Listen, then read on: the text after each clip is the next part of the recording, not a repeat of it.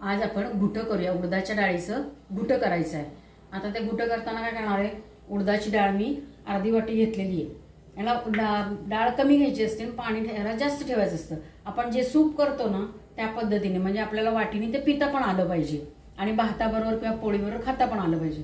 आता मी कढई गरम करत ठेवले, अर्धा चमचाच तेल घातले बरं का त्याच्यात, डाळ भिजेल एवढंच। डाळ आता मी तांबूस होईपर्यंत भाजून घेते। हे तांबूस भाजून झालेली आहे, गॅस घालवलाय। आता हे मी कुकरला लावणार आहे बरं का।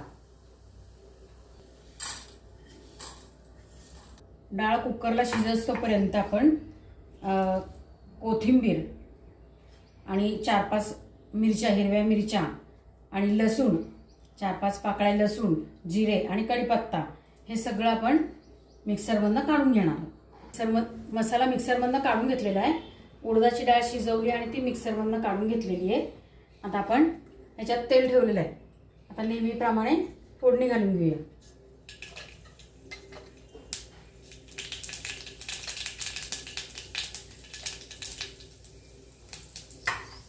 गॅस कमी करून मसाला आपला मिक्सरमधनं काढलेला आहे तो करून घेऊया, परतून घेऊया फोडणीमध्ये।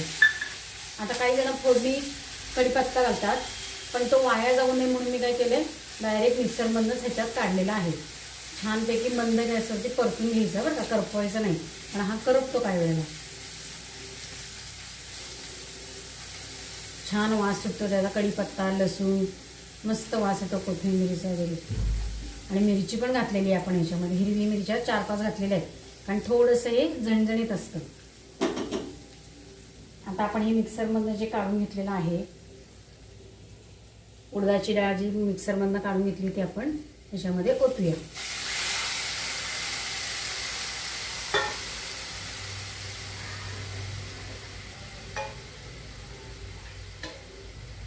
थोडंसं मिक्सरमधनं पाणी काढून त्याच्यामध्ये ओतूया, म्हणजे काय होईल की मिक्सरमधलं काही वाया जाणार नाही।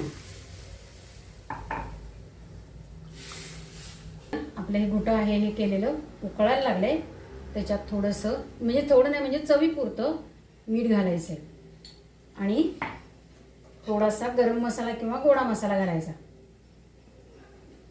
आणि थोडंसं चवीला तांबडं तिखट घालायचं, कारण आपण हिरवी मिरची घातलेली आहे।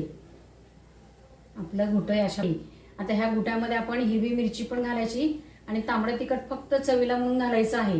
अशा पद्धतीने घरातलेच पदार्थ करायचे, खायचं आणि मस्त राहायचं। मस्त वास येते बघा। 2-2 वाट्या जरी पिलं ना तरी काही त्याचा त्रास होणार